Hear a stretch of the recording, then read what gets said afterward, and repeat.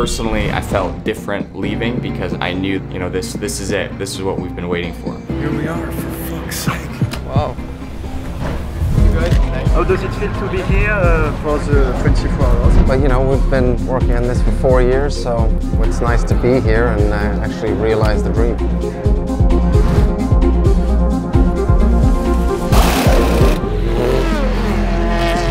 I don't know why this place freaks me out so much. I feel like I've just started driving.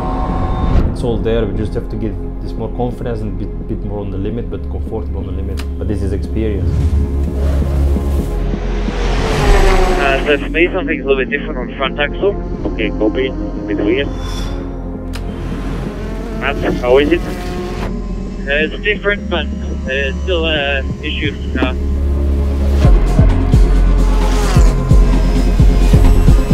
But still, fundamentally, I think there's still an issue on the car. I have no idea why. No idea. Is there a world where I can go out in qualifying and do some laps? Michael needs to drive to get a bit of, if the car is okay for him to drive. Because if it's still the same issue, then we have bigger issues. Okay, radio check please, Seb, radio check. Focus is happy with Michael in the cars. Michael, radio check, 1, 2, 3. Check. He's got Porsche curves. Is that a Porsche in front of him? Yes. Is he going to get out of the way? He doesn't know which way to go. He has to get around the outside. And is he going to get Fassbender in the final element? Just catch him on the exit. Tell him not to push too much, otherwise he's doing like fucking...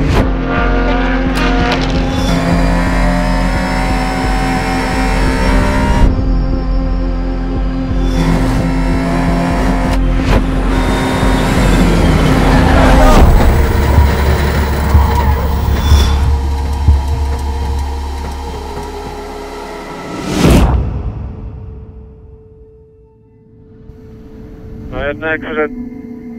Should I drive back? Front hit pretty hard. If you still can drive, it's okay. If you still can drive slowly, it's okay.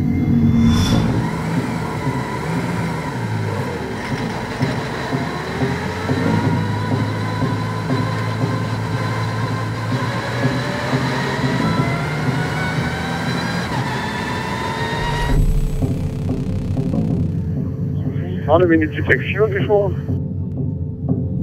Okay, the front left, I don't know what the damage is. I've been driving very, very slow.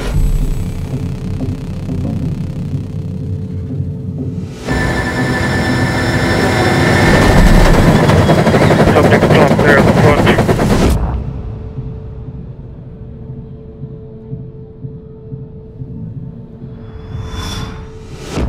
Red flag, red flag, red flag.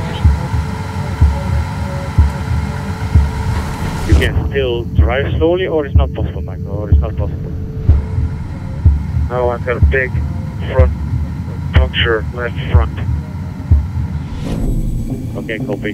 Then stay there and follow the instructions of the marshal, you can turn off the car. And he's stopped on track, look, can't go any further than that. No. Again, watch the top right-hand side of the screen, so it's just in a chicane. He's Oh, he lost just it. lost the rear end. Wow. Yeah, he Lost the rear brakes. Well, he lost it with the rear brakes, just straight head-on into the barrier there. Big shunt. Nasty one. Right, that's not just a missing bit of bodywork. We were all kind of just a little bit in shock because it was like, hey, we were just supposed to go out there and just get some laps just to basically get back in the groove. Second session, first outing for Michael, and already the worst case scenario. Memories of all those mistakes and those heavy impacts. Just the worst feeling. You're just like, oh God, the car's badly damaged, you know. 15 minutes into a session, red flagging the qualifying session, embarrassing, all these sort of thoughts, you know. So we were all kind of just trying to understand, why did this happen and how did this happen? This is what it did. Yeah, the peak here, before it just spun. I wonder why. But look how late he is. 120, then he releases. Why did he release? I don't know. He released, then he went back, up, and then it locked. But it's when It's when he went down and up again, then it locked. So he increased his pressure again. So he actually did the right thing by releasing, but then when you release, the car fucking straightens pretty quick, right? And then when it regrips, then that can scare you. That can be like, oh fuck. Unfortunately, Michael, when the accident happened, his car placement wasn't quite perfect. It was a little bit more inside, so more to the center of the road. Maybe a little bit too much brake pressure compared to the last lap. And also then looking back on it too, he was, I think, 10 or 15 meters later than he ever had been. 8 meters before Matt. So it's close. Yeah, but it's too close for him, probably. Yeah. I mean, you know, and that's what we were talking. Small steps is not 15 meters, you know? It was definitely a driving mistake. At the end of the day, there was no other cars around him, but more than a driving mistake, I think it was a mental mistake. He has been in situations where the car moves around like this and there's always a way out. But I think he was just very stressed, and as soon as he felt like he had lost a little bit control, he just kind of panicked and really jumped on the brakes. You know, initially when the accident first happened, looking at the car, let's say it was a 50-50. Everybody was sort of in a pause and in a let's wait and see what the car is going to look like, and that's basically going to decide how much work they have in the next 24 hours. You know, maybe the decision's made that, hey, it's not worth it to rebuild the car. Is it going to be fixable, or are we looking at a totaled car here? 15 minutes into the qualifying session, smash the car and it's over, you know. It was like, oh wow, already, you know.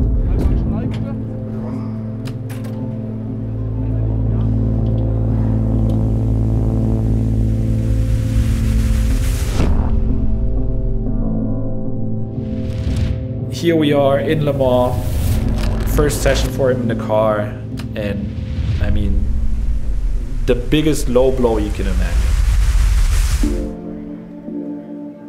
I mean, now everything starts to ramp up. Now all the negative things that could go in my mind start to ramp up in all the wrong ways.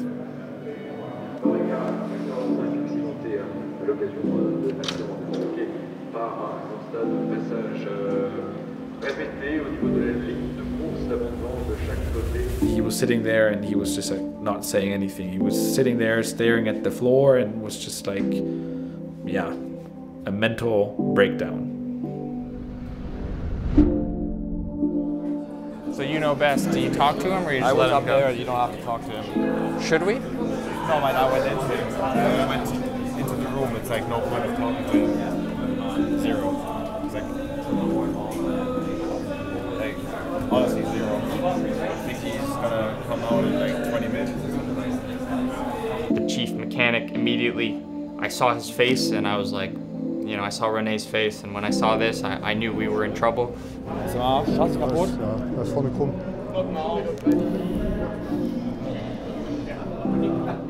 I got the info, okay, the chassis is done. This car is not going to be repairable here. What are we going to do now? It's bended. It's bended? To change the chassis. Change the chassis? Really? Oh shit. Okay. Then we have to slip the engine, the gearbox. Im Salon or AC-Volume. Where is the other car coming from? I have the spare one. Which car is this? A new one. We have another one. We have another one. Car, I mean. There's a complete spare car, it's a hospitality. You don't I see saw it, yeah. You have to change the engine, the gearbox, because we have to use these ones. We have to use this one. Homologation, blah, blah. I mean, at that point, it's just, okay, what are the options? For me, the most important thing is to talk to the team owners, Michael and Chris, and ask them, okay, what are we doing? Or is that it? The decision was pretty clear from the get-go. I mean, it's like, yeah, let's bring the car in, let's rebuild it, let's do it, let's get going. But also, obviously, all the mechanics were like, oh no. It's a long, long, long day today. No, it was a bad one. For sure, for me, there was a sense of relief. It's like, okay, we're going racing. And then at that point, I also kind of turned my focus over to like, okay, now I need to go and talk to Michael, because it's like, we're going back out there, and this is gonna be a situation that mentally for him is not gonna be easy. You okay? Physically? Yeah. The point of the matter is, I went out there and it was hectic. Did you see the fucking hypercar almost took me off immediately, diving down the inside of me? Yeah, I saw it. And then when I did hit traffic, it was pretty hectic. And you know, here it is now, like a very high profile scenario where I'm really under the spotlight. In the qualifying shootout, I fucked up. You know, it's just like adding on things that are perhaps unnecessary to try and catch up in a session that was gone, you know, that we lost earlier today. It doesn't like excuse for me whatever I did at that breaking point. 10 bars extra pressure, too much, whatever happened there, I don't know, I'll take a look at it. But it's like, there was a little bit of, hey, I shouldn't have been out there, but I think this was frustration. Because if he really felt like he shouldn't have been out there, he should have said something before, right? This was afterwards, you're mad, you're pissed, you're not happy, you're gonna come out and say stuff like that, and for sure, it wasn't the best scenario to be out there, but I think this was just, realistically, didn't impact what happened. I guess we've only got one splitter left now. Splitter's not the issue. Chassis. It's gone. We're out. We're finished then. Oh, we have a spare car. They're getting the spare car out now. We have a brand new chassis. So overnight they're going to change the engine and the gearbox from this part to the other part, because we have to use this one by regulation. And then I guess the car will be ready tomorrow morning, I guess. This happens.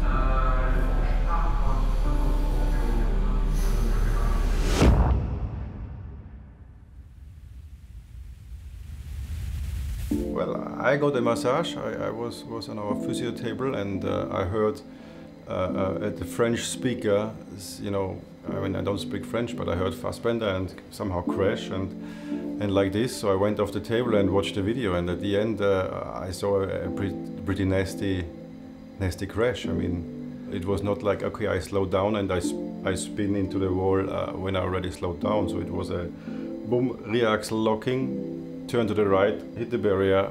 I mean, it was clear that this is bad. Alter, wirklich, ey. Scheiße. So the main topic for me was like, I have to speak with him. I have to see if he's okay, because they need 3 drivers. They need Michael in a functional way.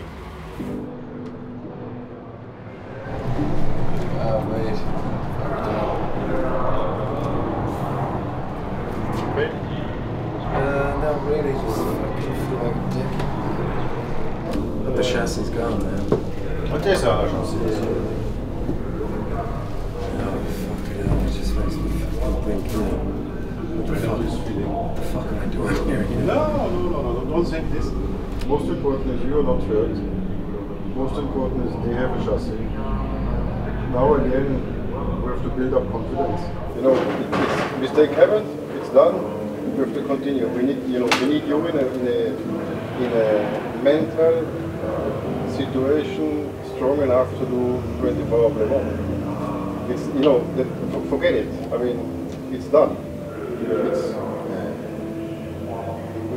It makes no sense to think, I shouldn't, and I'm an idiot or whatever. It doesn't. I'm also, it's difficult for me if I make a mistake to do this, but at the end, it's the only way. They need you as a third driver, you know, and they need you with confidence.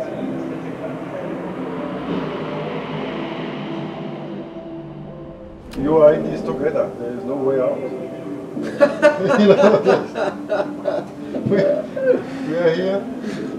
They are here for you. You were here for them, that's it? Yeah, I just feel like such a fucking idiot. Nobody. He looked like he needed someone to talk. I mean, I think he was very down. It was clear that we have to, you know, get him ready again, build him up, and get confident again, and make him clear that these things happen, but it doesn't matter because the race will be Saturday, Sunday, and he has to do his job. He has to drive his 6 hours no matter what. There is no way out. There is, you know, Le Mans is there, it's happening.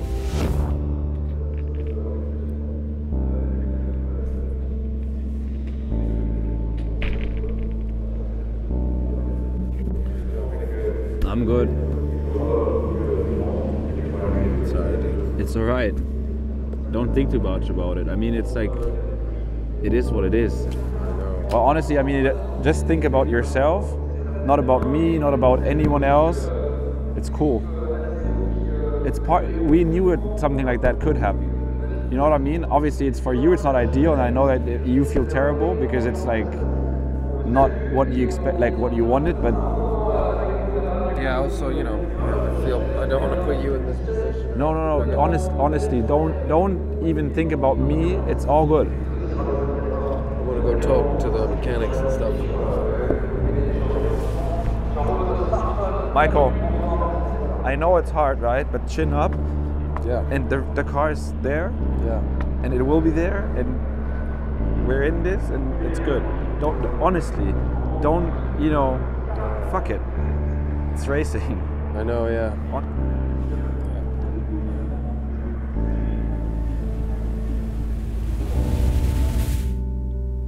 You know, confidence is going to be shot now for sure. How do I build up the confidence and the time left to do it? There's not a lot of time left, especially if the car is going to be repaired now. There goes another test session. You know, so now it's really about starting all over again in a way, trying to rebuild and start from a base platform. You know, I'm sure it's not the easiest situation to be in. You know, so much time, money and effort has gone into this program, and then for something like that to happen so early in the race weekend, especially at the biggest race, yeah, it's not the best feeling for sure. I can imagine for him, so quite a big setback, and you know, have to really have a different focus and mindset then for the remainder of the weekend. Well, sorry fellas. No, you just have one job. Don't think about it really. What's done is done.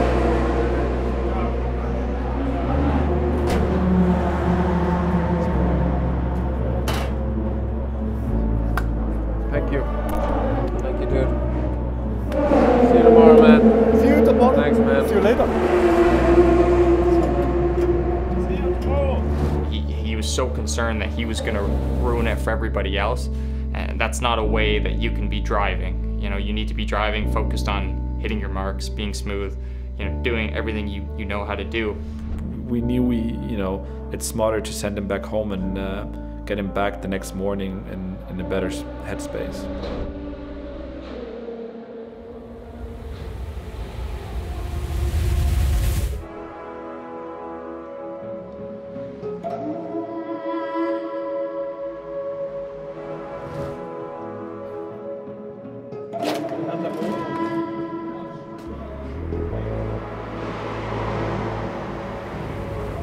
The team never had a moment of doubt. They just, you know, they got the message, building up the new car within that one night, because we knew the next morning or the next day, when the next session is green, we need to go out and now, you know, make up for the time that we had lost.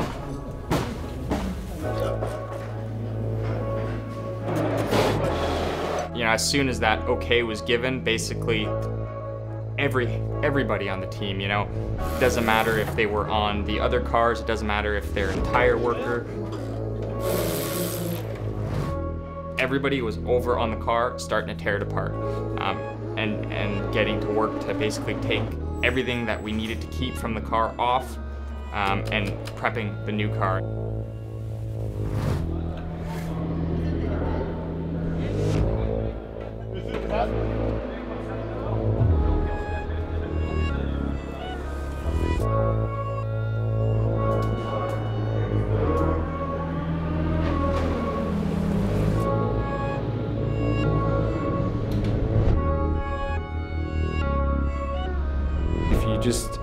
look at the mechanics, I think there's something like superhumans, because they're working more than anyone else on track anyways, even if everything goes to plan. But with an incident like that, they have to work extra hours, they have to work the whole night, and yeah, it's crazy, it's impressive, and you have to give them all the credit they deserve, because it's just something that is unbelievable to see, and, you know, not even complaining once.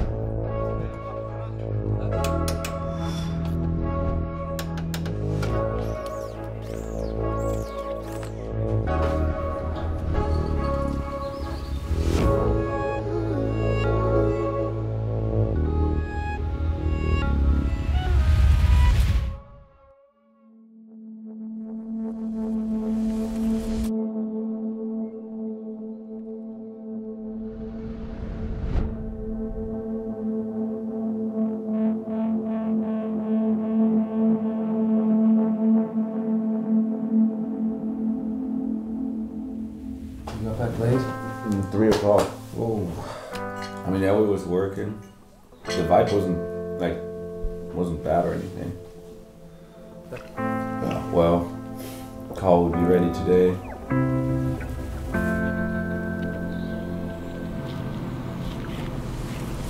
It's impossible to imagine what's going through his head, or, you know, what it has to feel like going back to the track the next day. Yeah, I mean, that's always a difficult situation after you've experienced such an accident or mistake. You know, and he really takes it to heart. Obviously, he wants to be here just as much as anyone else, and he deserves to be after his progression in the last 3 years. And, you know, now the next steps were, you know, try and forget about the crash, which is obviously very hard to do. But mentally, you need to try and block that out and focus on the remainder of the weekend. And, you know, it's always not the nicest of situations after such a crash, but you've got to try and be able to move on and focus on the remainder of the job at hand. Howdy guys, we brought some supplies. Woo, woo, woo. Thank you so much, thank you.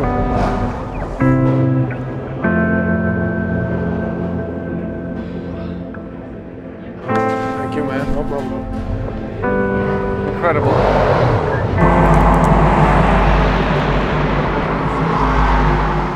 Welcome back to the Circuit de la Sarthe and the 2022 24 Hours of Le Mans Free Practice 3 about to get underway. We had some dramas yesterday evening, gentlemen. Michael Fassbender, and a pretty scary moment for him. But look, you know, first time here at Le Mans, it's a tough track to master, and they've rebuilt the car now, and hopefully he can have a much more successful session today. And away we go for 3 more hours of track time. So FP3 started off with, okay, well, we just rebuilt an entire car. So is the car okay? You know, is it handling okay? Does it have any vibration? So Matt went out, did a systems check. Should be okay.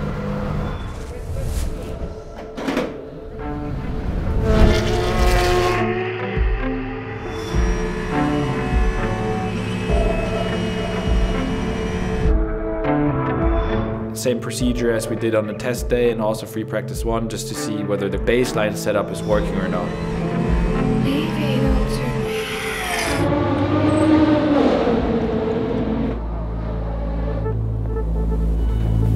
Car is better. Car is better. But now stacked because the brakes are still quite fresh, and afterwards you can go as well.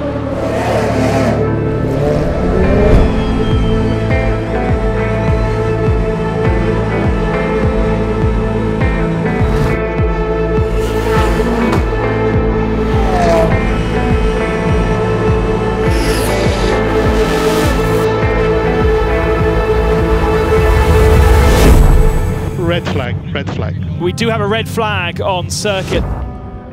He comes in, F1 no set, full fuel, you can go. 8 laps, 9 laps, just take your time. We have 1 hour to go, so easy. We knew there's going to be the moment where Michael has to buckle up and go out on track again. And we all knew it's not going to be an easy task, because there was just no room for error or any mistake out there, because, I mean, another incident like the one he had before, and that would have been the end of our Le Mans journey. No expectation, no lap time, nothing. Just go there, get a feel for it again, get some confidence. Like I said, yesterday it didn't happen. Forget, really forget. Just drive around. get a feel, get used to the traffic again. That's all I want. I'm now like starting to feel the big question marks over me. What I'm going to do in my stints and, you know, the confidence on track, basically. The brakes are much closer than the other set. So, I mean, that's probably, they're really good, like they're linear and everything. But like, remember we had like this much travel, now we have like this much. So, I mean, they're just better. Yeah. I think it was one of the most crazy moments in our journey so far, because now he had to basically go out again and try to push away the gremlins and all the negative thoughts and just, you know, perform. And at the same time, he's still out on a racetrack. He's still out there competing against the best drivers in the world. So he cannot go around the track and just be 2 minutes too slow. 30 seconds for green flag, 30 seconds for pit exit green, and the restart of the session.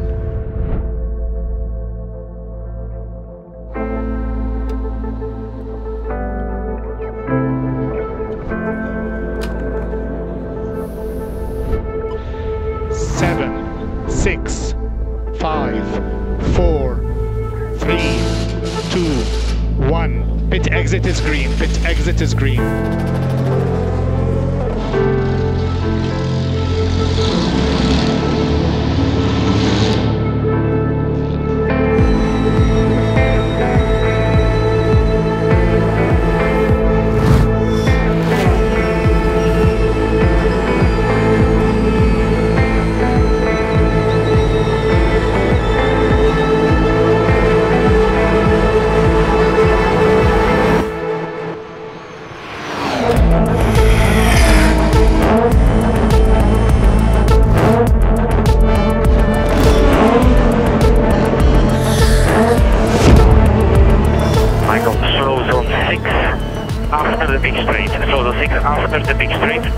Now I'm starting to think basically way too much. Don't run these curves again, don't damage the car, don't damage the splitter. I gotta just start thinking about all the things not to do as opposed to just going out and driving.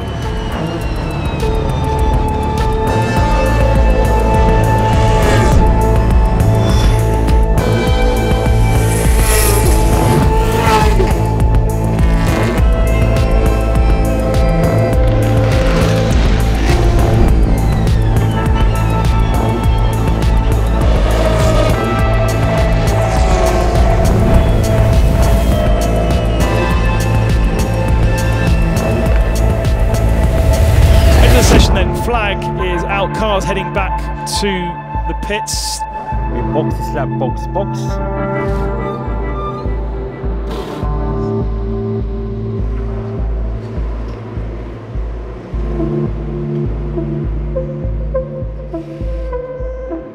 It was awful. I remember I just, again, like struggled with everything.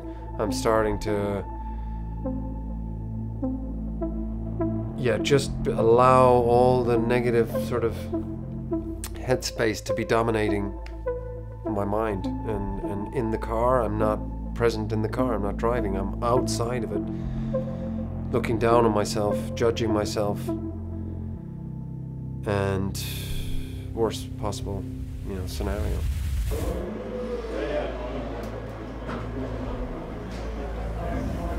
I don't know what to do in traffic, when I got behind those cars, everything felt so fucking light in the front. And I was like, Jesus, where do I brake? How do I fucking manage this,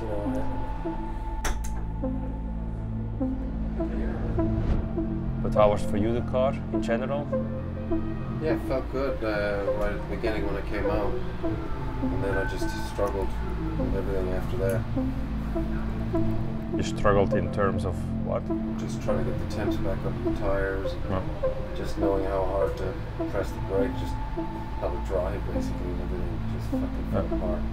Now I'm starting to overthink everything, Don't overshoot that chicane again, find the braking distance, but then I'm braking too early, slowing the car down too much. I lost kind of the ability to drive, really.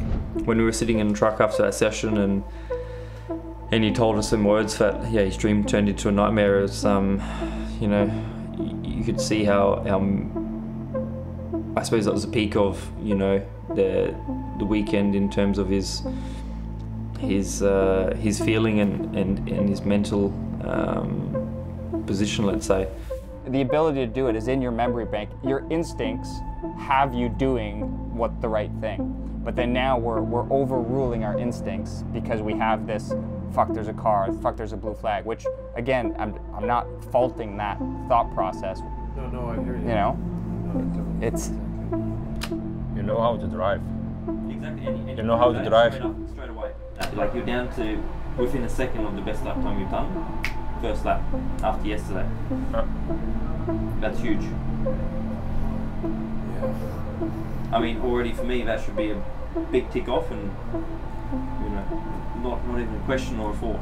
You know, the situation, it's you know, not only for him is it not easy, but it's also not easy for an entire crew, because it is a team effort, and when there is someone so down in the team and distant from the whole situation, basically, you know, it's not the nicest of situations to be in, because it's the biggest race of the calendar and the year, and what Michael had always dreamed of, and now this dream, you know, as he mentioned earlier in the day, is turned into a nightmare, and you know, we have to go into the race with this attitude and everything like this, so it's hard.